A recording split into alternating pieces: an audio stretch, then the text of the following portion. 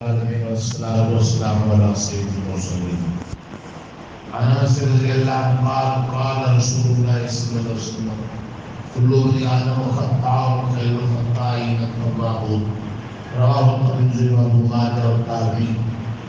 توبہ استغفار کی حدیث کی روشنی میں اہمیت بیان ہو رہی ہے. سنن ترمذی ابن ماجہ اور ترمذی کی حدیث کی کتابوں میں حدیث ہے. سیدنا انس رضی اللہ عنہ رسول پاک صلی اللہ علیہ وسلم نے فرمایا ہر آدمی خطا کار ہے. ساری اولاد آدم کلو بنی آدم خطا. ساری اولاد آدم ہر آدمی ہر انسان خطا کار ہے, غلطی کرنے والا ہے. کوئی بھی ایسا نہیں جس سے لغزش اور خطا نہ ہوتی ہو, لیکن سب سے اچھا ہو. غلطی سب کرنے والے ہر ایک سے ہوتی, کسی سے کم کسی سے زیادہ.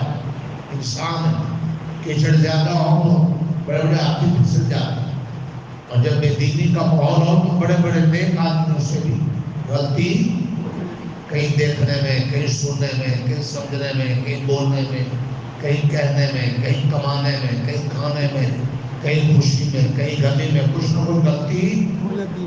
ان غلطی کرنے والوں میں سب میں سے بہترین اللہ کے نبی نے جس کو بہترین کہا زبان نبوت, غلطی کرنے کے باوجود بہترین. کیا مزے کی بات, غلطی بھی کرے, گنہگار بھی ہو, خطا کار بھی ہو اور بہترین بھی ہو. کیسا عجیب تھی بات. فرمایا وہ ہوا ہے جو توبہ کر, معافی مانگ لے. ماں باپ سے زیادتی ہو معافی مانگ.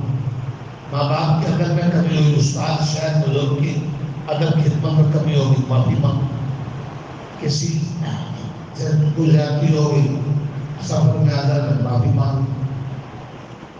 اللہ کے حقوق میں کوتاہی ہوگی, معافی مانگ.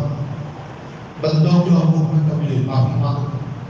معافی مانگنے والا, توبہ کرنے والا وہ سب سے بہترین.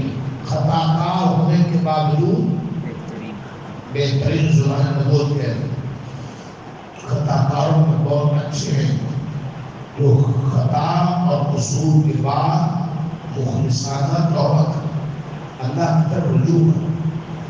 مطلب خطا اور گزشت تو گیا آدمی کس سنتے ہیں.